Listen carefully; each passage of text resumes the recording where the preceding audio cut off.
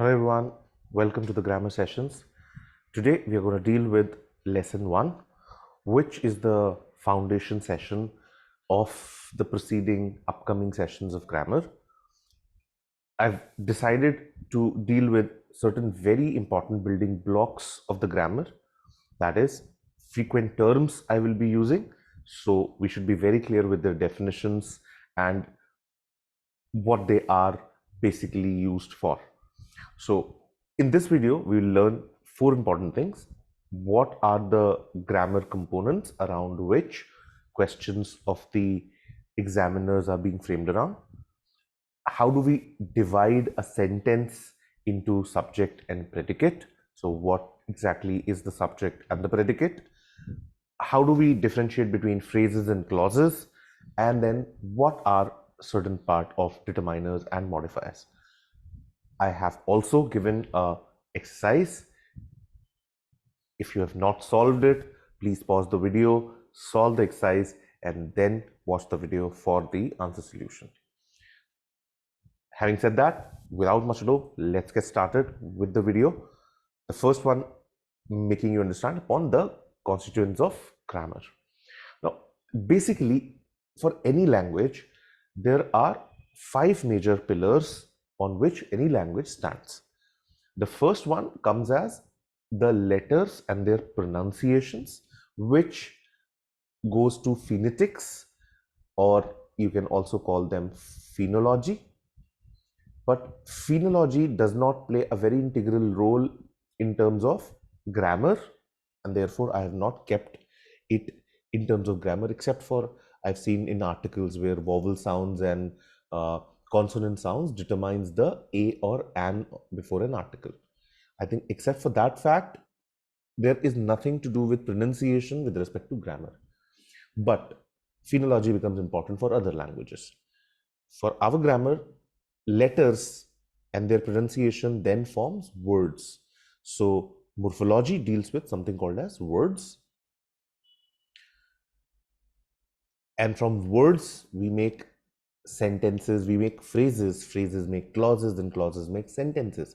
So then syntax deals with what we call as the order of the words.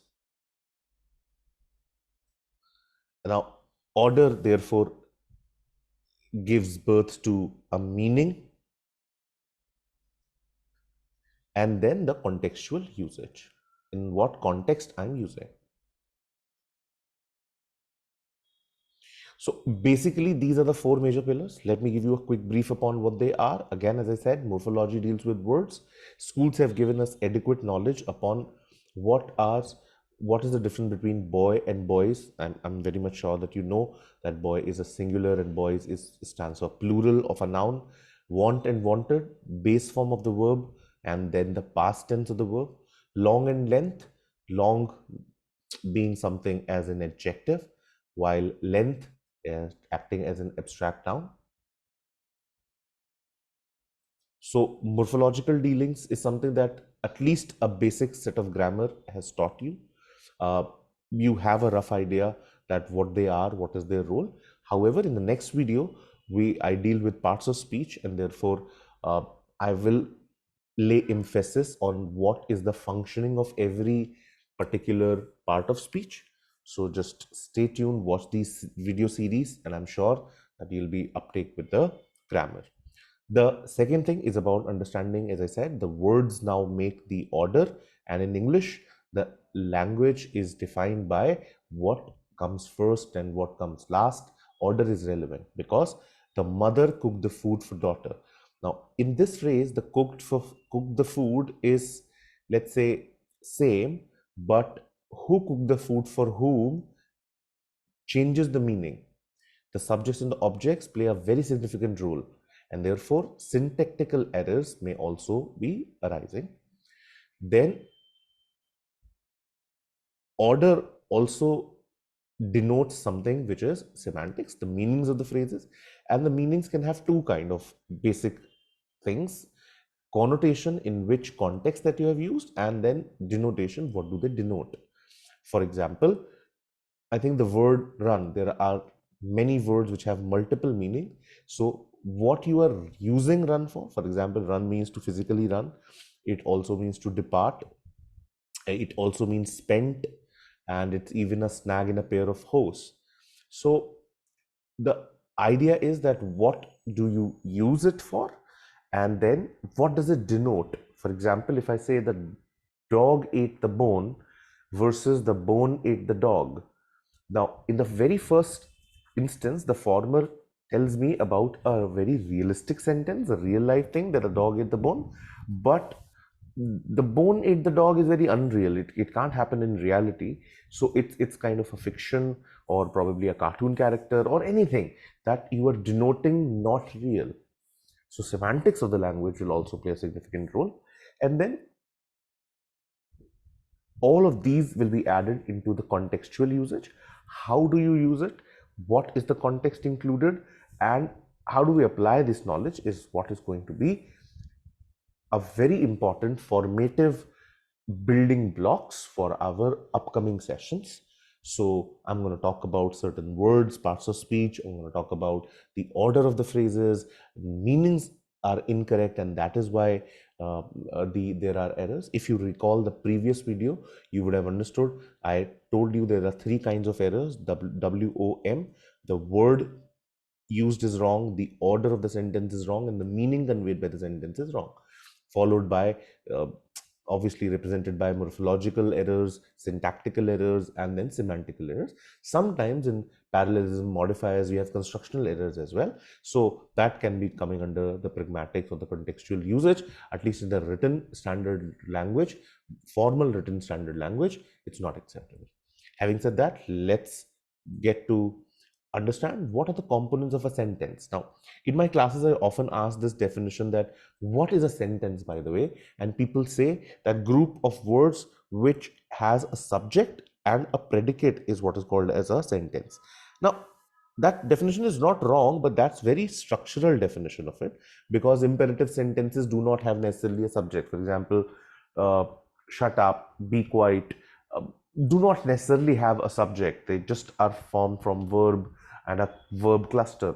So majority of the sentences will definitely have a subject and predicate, but certain sentences are an exception to the fact.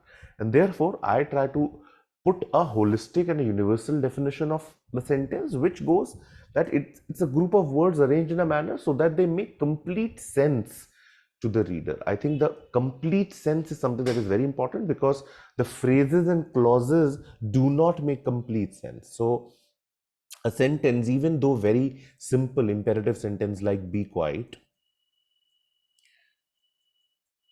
it's a very simple imperative sentence, be quiet, and therefore be quiet makes complete sense to the reader. And therefore try to understand that a sentence is not defined by structure, but defined by the completeness of the sense it provides, the meaning it provides to its reader. Now, the major components of a sentence can be, obviously, if I write the sentence as they have taught me very little grammar, this makes complete sense to the reader. You are referring to a subject, and then everything beyond the subject, having the verb encompassing the verb cluster, is what is called as a predicate. But in this sentence, we have they as a subject, have taught as verb, the helping verb and the main verb. We have me as an indirect object, because what they have taught grammar. Then whom they have taught grammar to me. So me becomes an indirect object, and grammar, they have taught what? They have taught grammar. So grammar becomes the object of it. Then very little grammar. Now what you are doing, very is trying to modify, and little is trying to tell you the quantity of grammar, and very is trying to tell you the quantity of little. So very acts like a modifier, and little acts like a determiner. If you can getting confused what they are, just hold on. Towards the end of the video, I have told everybody what are determiners and how many types of determiners are there, and how do we distinguish them, and what are modifiers also. So just stay tuned, watch the video till the end. Moving ahead, let's understand the subject and predicate. What is a subject? I'm sure that you have done these skills in school, so I'm just quickly brushing it. The basic rule is that a complete sentence will always has a subject and a predicate. So a subject is what or whom the sentence discusses. So whoever is the main thing of interest, okay, and predicate basically discusses the subject. So if the subject of a sentence is a noun or a pronoun, which the sentence is all about, as I said, the main lead, the main agent who's doing an action, the main person who's the proponent of an action, the main person of interest whose existence is being talked about, these are all things that are the subject. So if you just, to determine a subject, if you need to isolate the verb and then ask why or what or who for it. For example, the students went to the bookstore to get some classic books today. So who went? This is the verb. Who went? The students went. So went is the verb, and if we ask who went, because it refers to a person or persons, the students did. Therefore, the complete subject of the sentence is the phrase the students. It will be called as a noun phrase. But the simple subject is students. So if you ask what is the subject? Students. What is the subject phrase? Or let's say the complete subject, the student, because the also acts like a determiner. Simple. Other examples, Elon Musk opened Tesla's. So Elon Musk becomes a subject. Here is its significance. Here becomes Afghans know how to fight. Count is very much the modern defender personified. Chile is become an attractive country for entrepreneurs. The study becomes a subject. So I hope subject identification is very easy. What is a predicate? Predicate is the part of the sentence that modifies the subject or the clause. It discusses the subject. Predicates tell the subject is what the subject is actually doing or acknowledges the subject's existence without particular an action. For example, the proposal aims to capture more of, so what is the subject? The proposal is the subject, and whatever inclusive of the verb is what is called as a predicate. So a simple predicate includes the verb or a verb phrase. For example, in the example like she danced, I will just say danced is what the simple predicate is. A complete predicate is going to contain the verb combined with all the other words that try to modify the action. For example, I drink all the milk yesterday. So I drank definitely is the verb, but drank all the milk yesterday is the complete predicate. So drank all the milk yesterday is the complete predicate. Nobody's going to ask you these things up, but you should know as a foundation. So I'm just giving a quick brush up upon what is the subject, object, and predicates. What is an object? An object in grammar talks about a thing or a person that receives the action. So on which the action is done. The one who is the receiver of the action. There are direct objects and indirect objects. As I said, in the previous sentence, the person who receives the action primarily is the direct object, and then that particular object is done on what is the indirect one. The direct object in bold is the thing or a person who is affected by the action. An indirect object that is underlined is usually a person or an animal who receives the direct object. For example, he gave her a present when she left. So she gave what? She gave a present. So a present is what the direct object is, and she gave a present to whom? Who received the present? The present was received by her. So her will become an indirect object. So I've written this in another manner. For example, if this would have been in this manner, she gave a present to her, I think it was easier to understand it. And in schools, we were taught this like more or less in a more simplified manner. So she gave a present to her when she left. So can you get what? Can you get me? No. Can you get butter to me or for me? So butter becomes the direct object. And for whom will you get the butter? For me. So me becomes an indirect object. So simple, a direct object shows who or what the action of the verb affects. So The computer hasn't got a mouse. Nobody writes letters these days. Now, to their parents. So, to their parents becomes, if this would have been continued to their parents, I think to their parents will become the indirect object. Indirect objects, usually a person or an animal, the indirect object receives the affected, is affected by the direct object. Okay, for example, she gave what? She doesn't give the dog, she gave dinner to the dog. So she gave dinner becomes my direct object, and to the dog, obviously the indirect object. So she gave the dog its dinner. So don't think that whatever comes first is the direct object. No, anything that is affected by the verb primarily is the direct object, but direct object affects somebody is the indirect one. So do I owe what? Do I owe money to you, or do I owe favor to you? So obviously money, it becomes the direct object and you becomes the indirect object.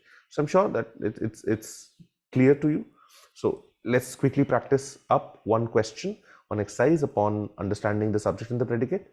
So the lady left her laptop in the coffee shop. I'm sure the lady becomes the subject. The cats get noisy at night. Again, the cats becomes the complete subject. You need to go away.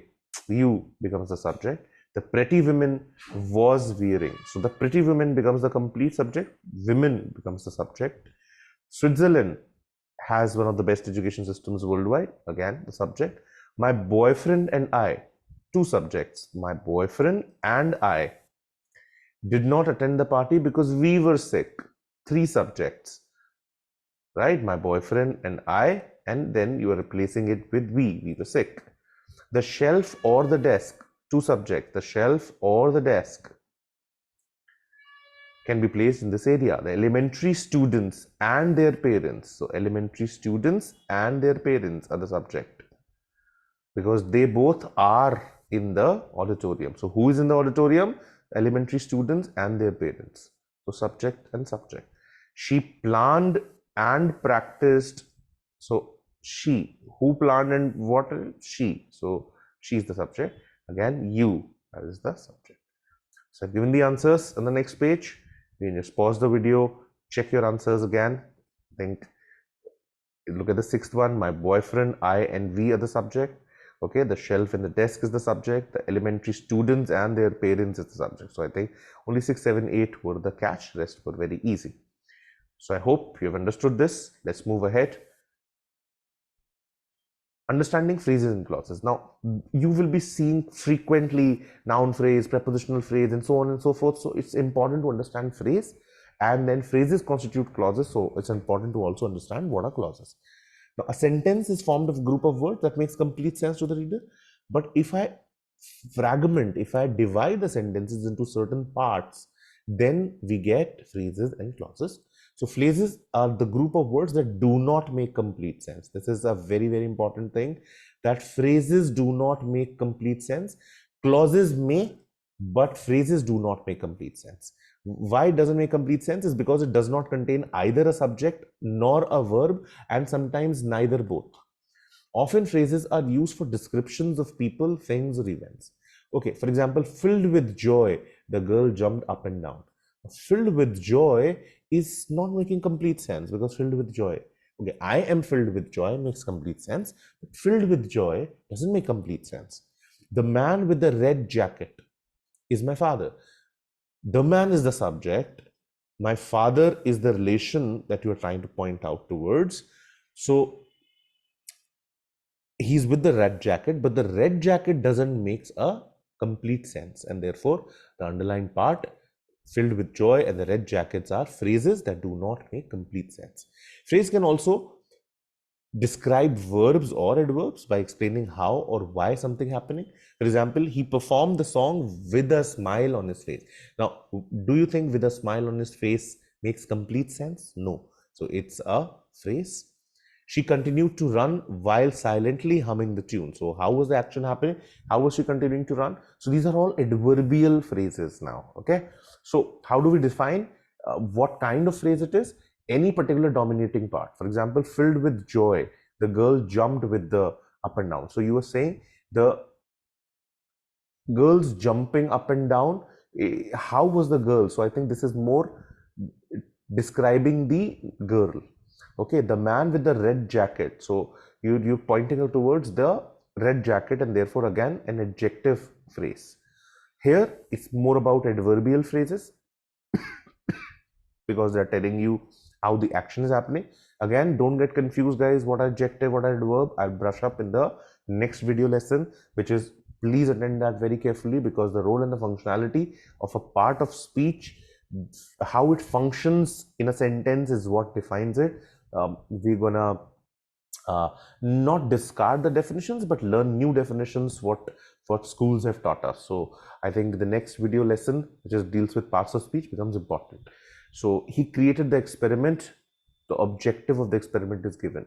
So I think these are all the understanding that we need to understand. That phrase is something that does not include a subject or a verb, or even sometimes both. Or also it doesn't make complete sense. So what is a noun phrase? It describes the noun. For example, we took the night train. The night train is particularly the noun phrase. Verb phrase, Mary might have been waiting outside. So might have been is definitely the verb phrase. Gerund phrase, what is a gerund? Again, I've dealt this in verbs and types of what all types of verbs are. However, for this understanding, you should know gerunds are verbs that acts as a noun. So eating ice cream. Okay, now you treated eating ice cream as an activity, and therefore acting like a gerund phrase. Infinitive phrase, to build. Whenever you use to form of the verb, they are infinitives. Then in the kitchen, prepositional phrase. So we have these kind of phrases. The role and the function of a sentence, or the fragment which it serves in the sentence, defines the categories or the category of noun, verb, gerund, infinitive, prepositions, etc. And therefore these are what are called as the phrases or the adverbial phrases, which defines how the action happened. Simple to understand. Phrases do not contain subject or verb, or both, and they do not make complete sense. Clauses, on the other hand, are the group of words with a subject and a finite verb. Again, if we do not understand finite verb, watch the video on the verbs and types. You will get a clear understanding of what are the classifications of the verbs and why do people use it. But for this class, subject and verb is a mandatory requirement of a clause. A clause will refer to the doer of the action. It can be mentioned in a clause or a hidden. It can be mentioned clause or a hidden clause. Meanwhile, a finite verb is a verb that can be expressed in different tenses. For example, I saw him because I was there. That I told you about. So I is the subject, saw is the verb, because I was the subject, was there is the verb, I is the subject, told you about is the verb. So I defined clauses is always a S plus V, which is the subject and the verb. Who's the subject? Subject is always the agent who does the action, who does the verb.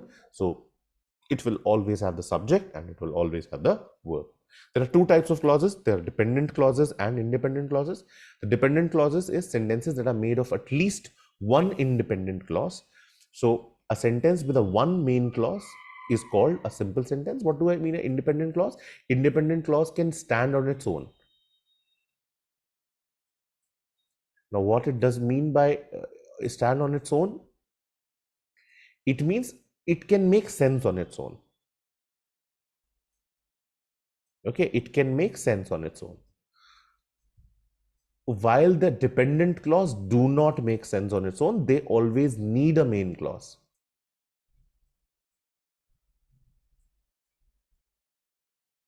Okay, for example, a compound or a complex sentence will have two or more independent clauses and maybe one or more dependent clauses. You forget about the complexity of a sentence or the types of sentence. You understand one very important thing, that independent clause does not depend upon anyone, and therefore it's called as independent. And the dependent basically depends on the independent clause, and therefore is called as a dependent clause. However, both might have their own respective subjects and verbs. Keep in mind the meaning. If they are making complete sense, they are kind of a independent clause, and if they are not making complete sense, they are the dependent clause. For example, he gave me a food. He gave me food because I was hungry. Now, understand, he gave me food is a simple sentence. He is the subject and giving me the food is the verb. So it's a simple sentence. It has a sentence with one clause, which is the independent clause. He gave me food is the independent clause. Now, he gave me food because I was hungry. So he gave me food is the independent one. I was hungry. But because I was hungry is something which depends upon what happened because you were hungry. So this is what is called as a dependent clause. I was hungry because obviously subject plus verb. So dependent clause and the independent clause. Again, nobody is going to ask you in exams that what is the independent clause, what is the dependent clause, but please, we will be using, if you read, if you're giving mocks, if you're giving CL mocks, also a lot of time we try to explain up, trying to give you examples and say that independent clause has this word or this mistake, or it doesn't clarify the subject, or doesn't have. So you should know that what is the terminology particularly used in terms of making you understand the complexity of even a solution. So that's why in a complex question you might have to refer to what we call as the basic terminology of the nomenclature of these all things. Independent clause is a clause that stands on its own as a sentence. It looks like a regular independent sentence. For example, she is amazing. Should you stop? Please continue. I saw the movie yesterday. Independent clauses are often joined by conjunctions, commas, and semicolons to form compounded sentences. She's a dog and I am a chicken. All these independent clauses have subjects and verbs. The third example, which is an imperative sentence, the hidden subject you, right? The please continue one. For independent clauses, start with coordinators or coordinating conjunction. Remember, for example, for you are a nobleman, but she wants a new puppy. Either be because I was hungry. So the independent clauses can start with the coordinators or the coordinating conjunctions. Dependent clauses, for example, is a type of a clause that cannot stand on its own as a complete sentence. They usually start with a subordinate, such as a relative pronoun, subordinating conjunction, or a noun. Here's an example. For example, he can't see clearly without his eyeglasses. So the without his eyeglasses doesn't complete make sense, right? He cannot see clearly still makes complete sense, but without his eyeglasses is something which doesn't make complete sense, and therefore without his eyeglasses depend upon he can't see clearly. So this is a dependent clause.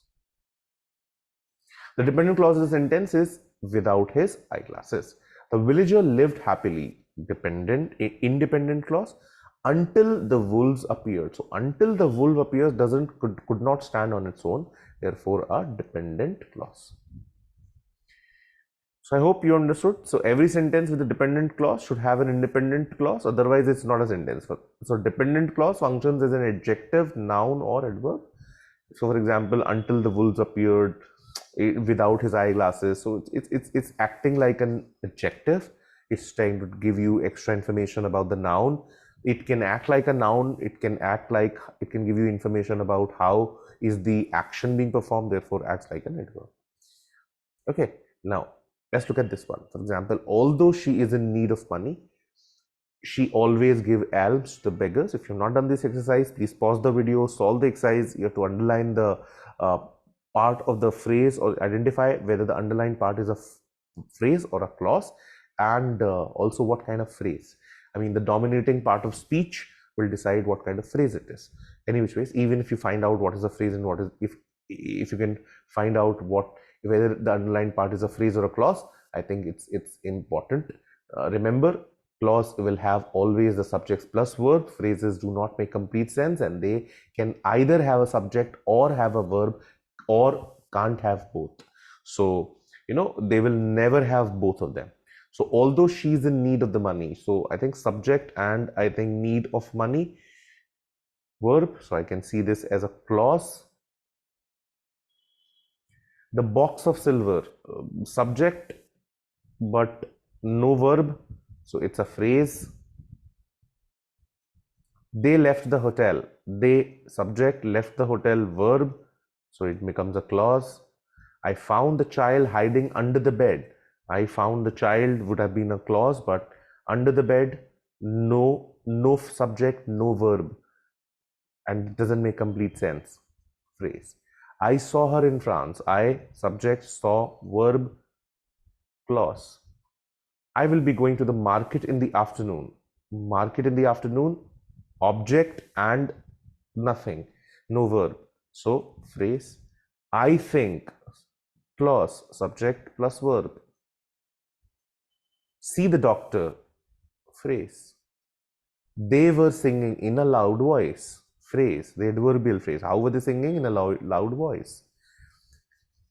He gave, subject plus verb, clause. Glass full of water, phrase. The boy in the red shirt, phrase. So you can quickly see what are these phrases. So I've also given what kind of phrase it was, so, and what kind of clause. So just, you can do this again as an exercise. You can just go back to the video and find out what they were acting like. I think let's move ahead. Last part of the last segment, the determiner. A determiner is a word cluster which is used to modify nouns or noun equivalents. Noun equivalents, noun fragments. Determiners help clarify a noun, what is referring to, and typically placed before a descriptive adjective. For example, in this sentence, would you like to buy this new book? The book is the noun, the new is the descriptive adjective, and this is the demonstrative used. So this is a demonstrative adjective, and this is therefore called a determiner. The word this is a determiner. It tells us about the book that you were talking about, this book. It is also placed before the descriptive adjective new. Reading the following sentences, all members agreed on the terms and conditions. Only a few people can take trouble. So if you see these all and few, they are acting like determiner. What they are helping? They are helping you determine the noun that they are following. For example, all members, few people. So how many members? All members. How many people? A few people. So if they help you determine the quantity or the quality, they will definitely modify the nouns. For example, what are several types of determiners? Articles help you determine. Possessives helps you determine whose book. Demonstratives points towards this, that, these, those. Distributives like enough, each other, another, most. Quantifiers like few, little, many, most, some. Numbers like 1, 2, first, second. Interrogatives, whose. Predeterminers like all, both, such, so, etc. are all acting like determiner. So point is, what do a determiner does? A determiner always tries to modify the noun. However, what is a modifier? A modifier is a word or a phrase or a clause that modifies. What does it modify? It can modify anything. It's another word of the same sentence. For example, in the following sentences, the word burger is modified by word vegetarian. For example, I am going to the Saturn Cafe for a vegetarian burger. Okay, the word vegetarian gives extra information about what kind of burger. Vegetarian. The modifier can be an adjective, a word that modifies a noun. It can also be an adverb, the verb that modifies a verb. For example, the students carefully proofread. So proofread is a verb, but then how do they, in what manner did they read? Carefully. So in a careful manner. So therefore careful acts like an adverb. So it's an adverb of manner. The adverb carefully modifies this in this example. It modifies the verb proofread, giving important details about how the proofreading was done. So in what manner was the proofreading conducted. So a modifier can even be a phrase or a clause. For example, she studied in the library. So where did she study? She studied in the library. So it's acting like an adverbial phrase. Okay. Here, the phrase in the library gives us extra information about the verb studied. Where did she study? She studied in. It doesn't give information about she. Okay, so if I would have said something which helps us determine the quantity or quality of the noun, it's called as a determiner. But if it tries to tell us about uh, anything, it modifies a word or a phrase. As I said in the beginning, it can even modify the whole sentence. For example, if I say, usually my classes begin in the morning.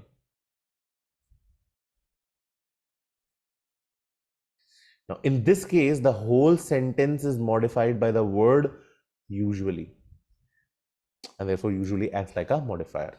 So modifiers we will do also separately. There are modifier errors that happens, so we'll separately deal with modifiers.